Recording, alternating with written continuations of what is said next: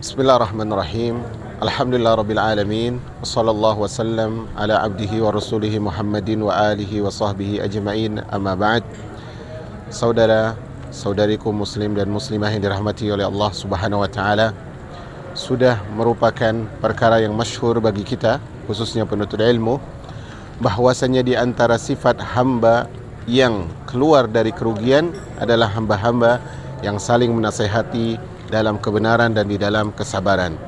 Maka di momen singkat ini kita akan sedikit berbicara tentang sesuatu yang kita khawatirkan menimpa kita, yaitu Nabi alaihi salatu wassalam pernah bersabda dalam sebuah hadis yang sangat banyak riwayatnya. Di antaranya adalah riwayat Imam Bukhari dari Abu Sa'id Al-Khudri radhiyallahu anhu. Nabi SAW mengatakan, la tattabi'unna sanana man kana qablakum shibran bi shibrin, dhira'an bi dhira'in, hatta law dakhalu juhra dabbin la tabi'tumuhu. Qalu al-yahudu wan nasara ya Rasulullah, qala faman. Kata Nabi SAW, sesungguhnya kalian akan mengikuti langkah-langkah orang-orang sebelum kalian, sejengkal demi sejengkal, sehasta demi sehasta. Seandainya kalau mereka masuk lubang dob, kalian akan ikuti. Maka para sahabat mengatakan, apakah yang engkau maksud Yahudi dan Nasrani wahai Rasul? Maka Rasulullah mengatakan, siapa lagi kalau bukan mereka. Nah, kita saat ini berada di sebuah momen menuju akhir tahun Masehi, yang mana di akhir tahun Masehi banyak sekali hal-hal yang merupakan kebiasaan orang-orang kafir. Salah satunya adalah perayaan tahun baru. Dan kita tahu umat al-Islam yang dirahmati oleh Allah Subhanahu wa taala, bahwasanya kita dalam agama punya aturan, dan merupakan kaidah dalam agama kita yang disebutkan oleh para ulama adalah bahwasanya termasuk kaidah dalam agama tidak menyerupai orang-orang kafir.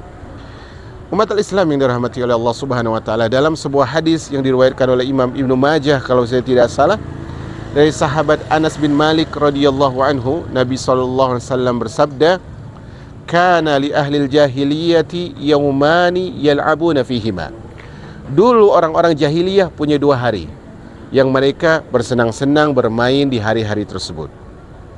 Falamma qadima Rasulullah sallallahu alaihi wasallam al-Madinah, ketika Rasulullah sampai ke Madinah, Rasulullah mengatakan, qad abdalallahu bihima khairan minhuma, Idul Fitri wa Idul Adha. Allah Subhanahu wa taala telah gantikan bagi kalian sebagai ganti 2 hari yang biasa kalian bahagia, 2 hari yang lebih baik, yaitu Idul Fitri dan Idul Adha. Sehingga para ulama menyebutkan hari raya tahunan umat Islam adalah hanya 2, Idul Fitri dan Idul Adha. Makanya para ulama kemudian membahas. Contohnya adalah misalnya Al-Imam Ibn Utsaimin rahimahullahu azza wa jalla. Beliau rahimahullah ditanya tentang hari raya Nairuz, hari raya yang diadakan oleh orang Majusi di akhir tahun mereka atau di awal tahun mereka. Dan di situ beliau berikan fatwa tidak boleh kita ikut serta dalam hal itu. Bahkan sahabat Amr bin As kalau tidak salah, beliau menyebutkan siapa yang melakukan ini, menghidupkan hari Nairuz dan juga Mihrijan, dan kemudian dia wafat, dia akan dibangkitkan bersama orang-orang kafir ini. Makanya umat al-Islam tidak boleh bagi seorang muslim ikut perayaan-perayaan orang-orang di luar Islam. Di antaranya adalah perayaan akhir tahun atau awal tahun. Makanya hal ini saya kira kita semua paham bahwa tidak boleh merayakan. Namun umat al-Islam terkadang seorang dia punya teman, dan temannya ngajak untuk membuat sesuatu acara di malam tahun baru tersebut. Mungkin dia tidak merayakan, atau mungkin keluarganya, anak istrinya, mungkin karena cinta yang semu, atau mungkin persahabatan yang palsu, akhirnya dia, ayolah kalau gitu kita buat kegiatan-kegiatan.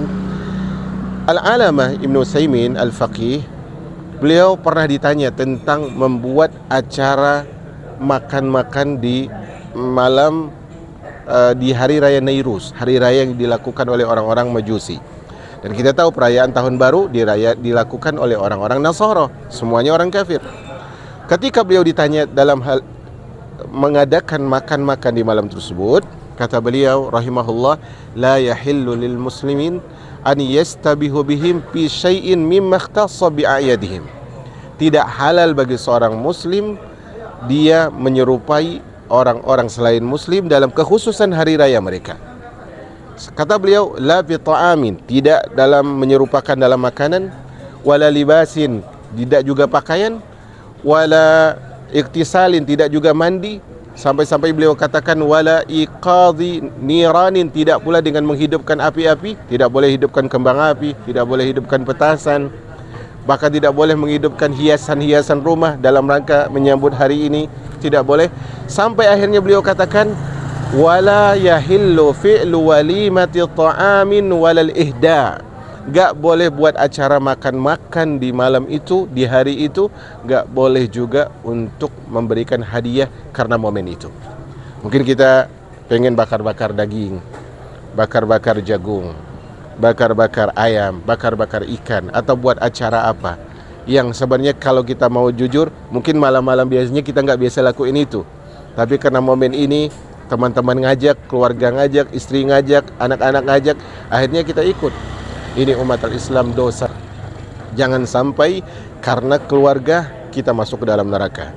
Allah Subhanahu wa taala mengatakan, "Inna min azwajikum wa auladikum aduwwan lakum fahdharuhum." Sungguhnya di antara pasangan hidup kalian, suami kalian, istri kalian dan anak-anak kalian ada musuh, adalah musuh bagi kalian. Maka hati-hati. Teman ngajak pun hati-hati. Karena apa? As-sahibu sahib. Teman akan menarik. Teman baik menarik ke syurga, teman yang buruk menarik ke neraka Allah Subhanahu wa taala.